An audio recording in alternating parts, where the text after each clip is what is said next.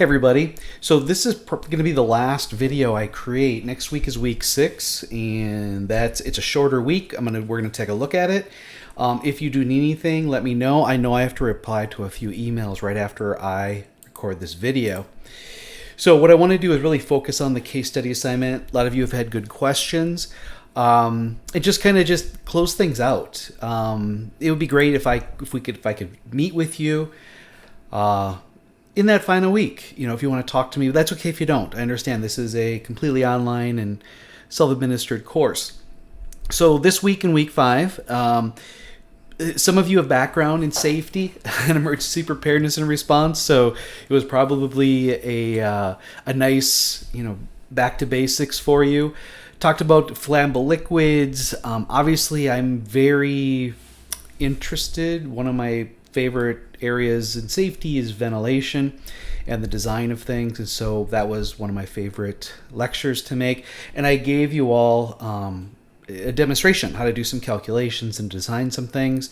We got into respiratory protection, hearing conservation. Students had to like that one because of the content. Those are 2 programs that you see in a majority of companies. Then we started getting into the health standards and industrial hygiene. Obviously, that's how I cut my teeth in this field, was doing industrial hygiene work.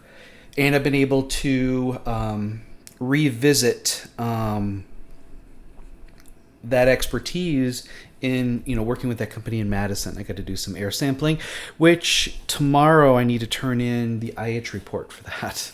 I keep putting it off, but anyways, I'll get that done.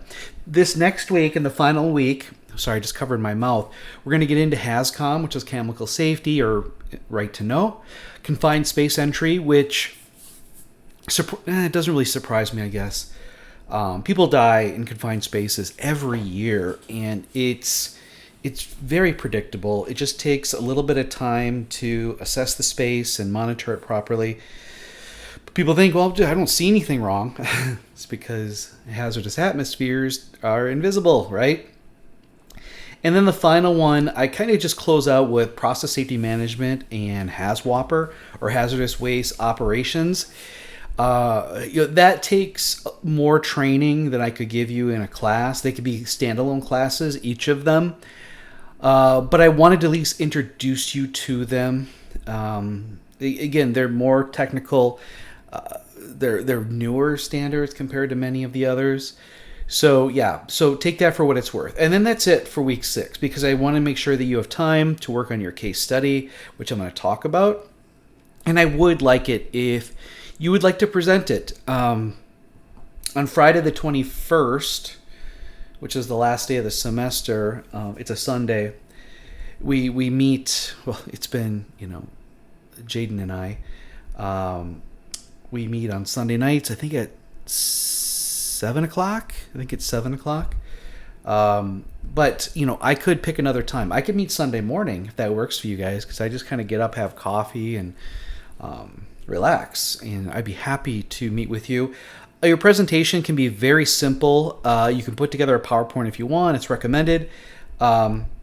Just share your experience of your case study. Very simple. Keep it under 5 minutes. Very easy, very simple. If you'd rather just bring up your report and kind of just discuss it, why you chose it, what you learned, things like that, that's it. Very simple stuff. I encourage it because, one, I think you should brag. Another is I tend to give higher scores to people who do the presentation. I don't have anything built in for it. It's just when I review your report versus others, it's like I have more insight than just the paper. So it's not like I deduct you if you don't, but it's just those who present, I don't know, I get more out of the report, I guess. Here's just a breakdown of everything. There's a lot of videos here for week 6 to watch. Got some other videos, and I hope you guys have enjoyed that. Looks like I don't have any additional videos here. Again, I'm trying to give you insight to certain experiences or disasters that occurred, just so you can better relate to what the content is. Okay. So the case study I covered in last week's video too. The main objective, and I've got them laid out specifically here. I've got the grading rubric. I'm sorry, I'm hiccuping. I hope that doesn't bother you. here's the grading rubric. Essentially, I'm just looking for a nice presentation, an intelligent presentation of an issue that you found and it's justified to look at, and that you provide some background information so the reader doesn't have to, be too knowledgeable in it. It's you educating the reader, that you employ one of the techniques that we talked about early in the class from the Oakley book, justify it, say this is what Oakley defines as blah, blah, blah, so this is what I did. That you have some form of observation or data collected or something. Those are your results. And then based on the results and what you covered in the introduction, you provide a discussion about what could be done to, improve things. That's it. And if you can provide like a dollar value to it, that's fantastic too. And that's why I provided all of those examples so you can look and see what other people have done. That's really it. This isn't meant to be a super long report. It's just you demonstrating to me that you're able to take that first step and do a case study. And some of you have done them before, and so therefore that's all I'm asking for. For those of you who haven't done it, that's why I'm going a little bit overboard with the description.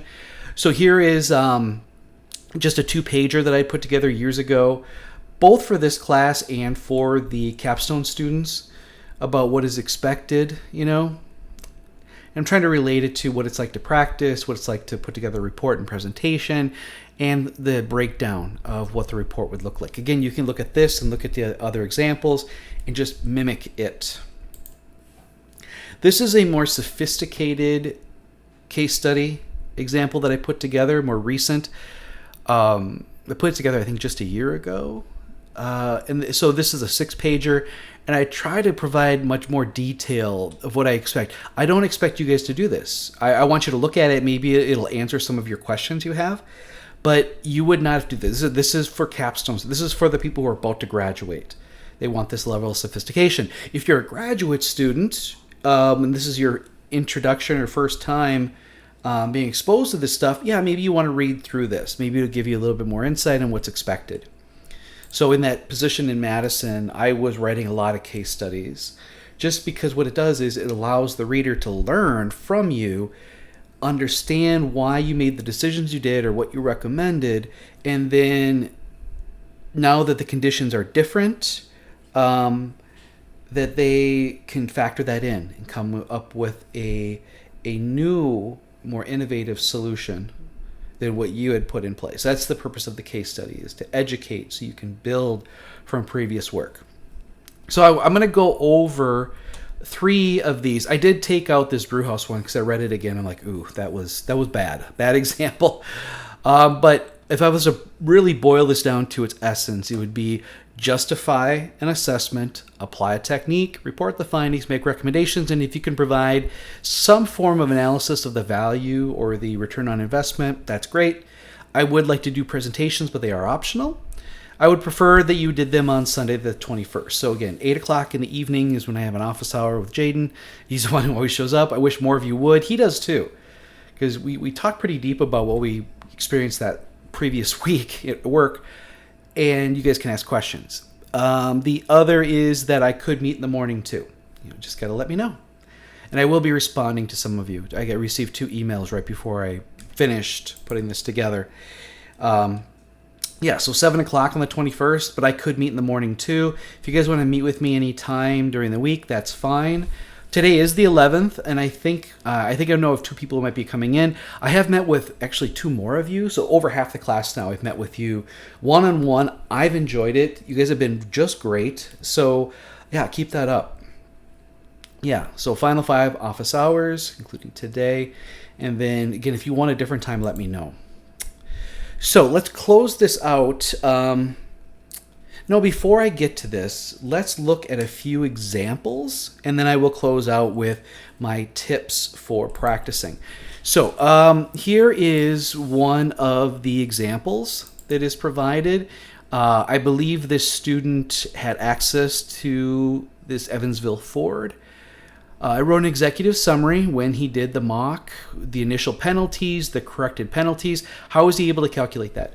Because earlier in the semester I provided you with how I would go through and document observations with pictures, and then I'd use the citation chapter from the field operations manual and break it all down. And so this student enjoyed that, thought that was cool.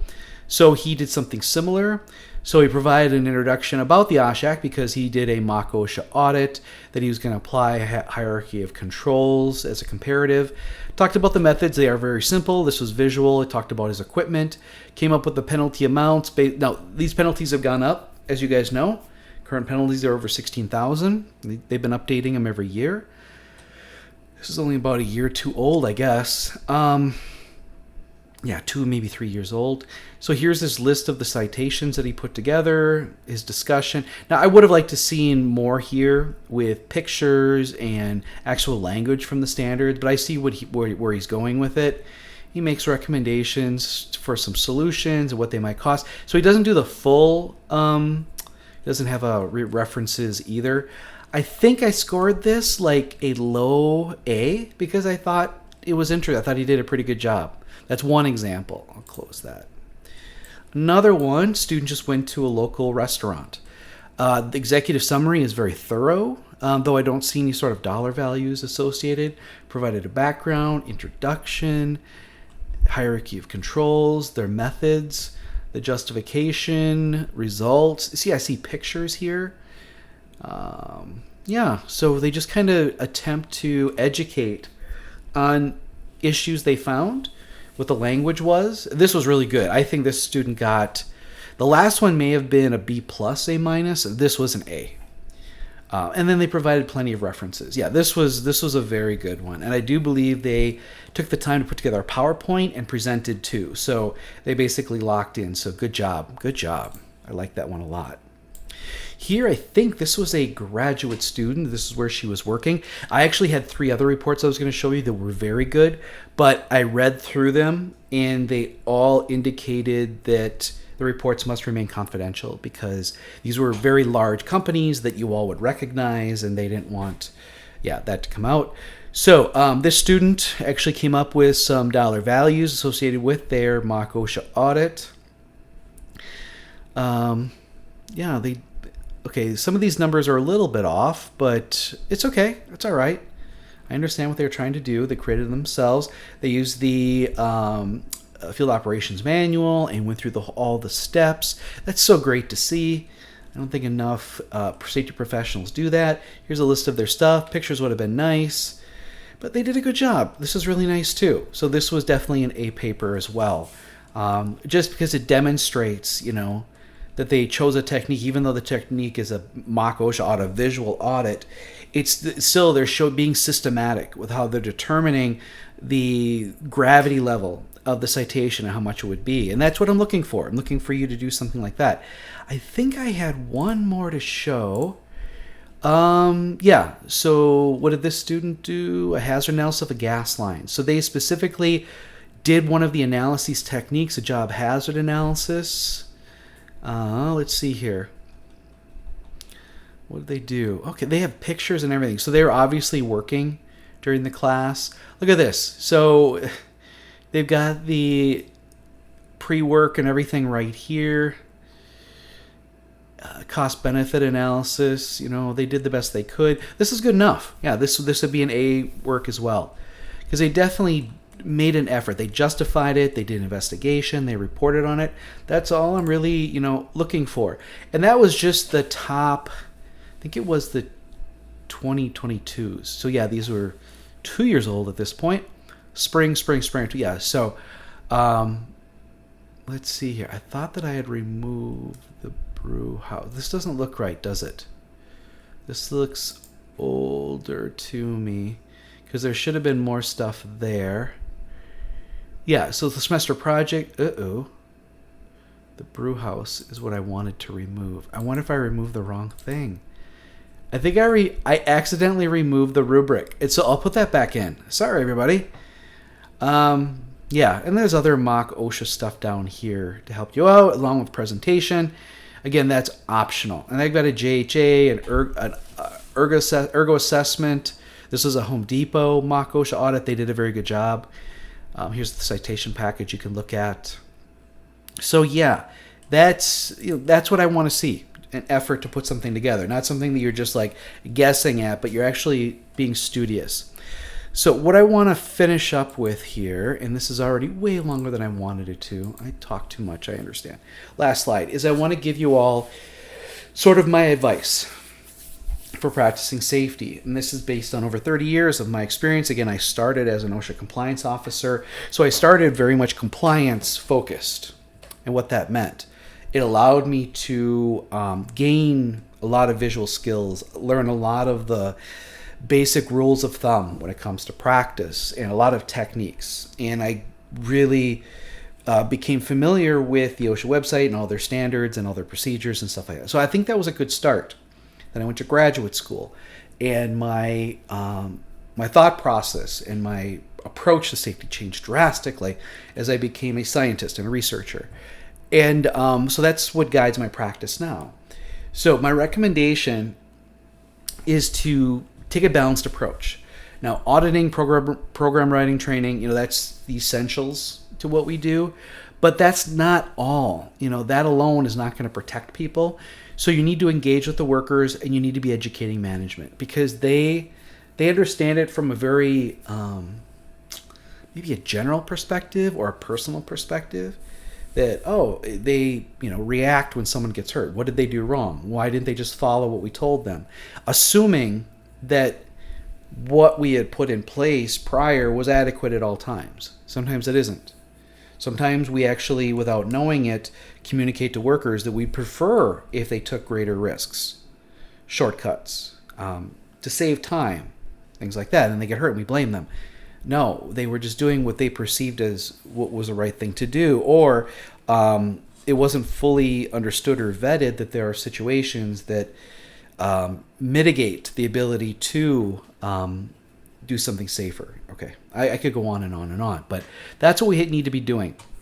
So in my position in Madison, focused heavily on the worker engagement. I could see what overall could be fixed, but I wanted to focus more on getting helping the workers be effective at their job, providing support for supervisors, and then educating management and getting them more involved as well.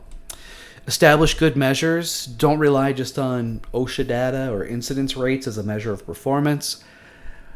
I could spend a whole 2 hours right now going over this research I've been doing with a grad student, and there are better measures out there. I'd shared it in one of my weekly reviews, what I was using this previous year to drive safety, and 100% successful. And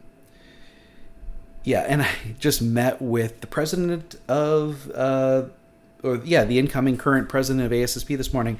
I was speaking to her about it, and she's like, I totally agree, because she teaches too at another university. So the more we're going to have a lot more, there's going to be a lot of changes, I think, in the near future when it comes to how we measure safety. But don't limit it to just because you don't have any recordable injuries doesn't mean you're safe. That's not what it means, okay? Even though that's a goal, that's not the entirety of what it means to be safe. I believe, in the way I practice, is that safety is an attribute of work. What does that mean? That means that safety competes with other aspects, that it's a design or administrative element of how a job is done. And to unmoor and just say, I'm going to do safety, is ignoring exactly what is going to make your solution fail, or cause it to be the incorrect approach or thought or perspective, 20% of the time or something like that.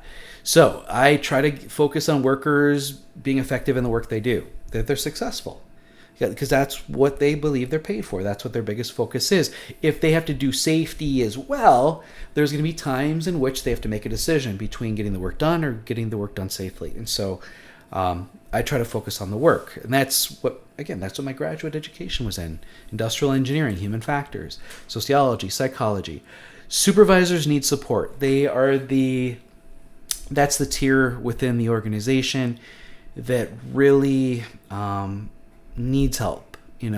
They're kind of, they get orders from management. they hear the complaints from workers, and they're stuck in the middle. And so providing support for supervisors, things that make their job easier, but educating them on what they can do to help you out, because if their charges, the people they oversee, are more effective in their work, then their job is easier. If we can make it so they don't get hurt, their job's easier. And so we should also acknowledge when they participate. And I do openly, so-and-so's doing it, you're doing a safety report out and so-and-so's doing a great job. Look at these numbers. I don't take credit. I give credit to the supervisors and the workers. Then also, management deserves justification and verification of what you're asking them and telling them to do, what you're implementing. Especially if you want them to provide investment or support on upcoming projects. And so that's a constant thing too. If you're not presenting to management at minimum on a monthly basis what you're accomplishing and what your next step is, they'll start ignoring you, okay? My last few things here are: do not blame, be curious, be positive, be opportunistic. You don't want to be considered a safety cop. You're going out there and catching people. Workers and supervisors interpret that negatively, as they should. Nobody likes to be micromanaged or called out. Teach. Seek to understand and teach. Don't be the blaming person. And don't call them problems. Call them opportunities. Finally, document everything. I say that as an engineer. I was trained as an engineer. You document everything you see, do, decisions that are made, because you want to be able to look back at records. Later on, oh, this happened? Really? Why did it happen? We thought we solved this. Well, we didn't. There was something missing. Okay, well, let's build from it. Let's grow from what we've done before versus every new thing you're starting from the beginning. Safety isn't that way. It's built over time. Trial and error, as horrible as that sounds, safety is very much trial and error. We are seeking to prevent.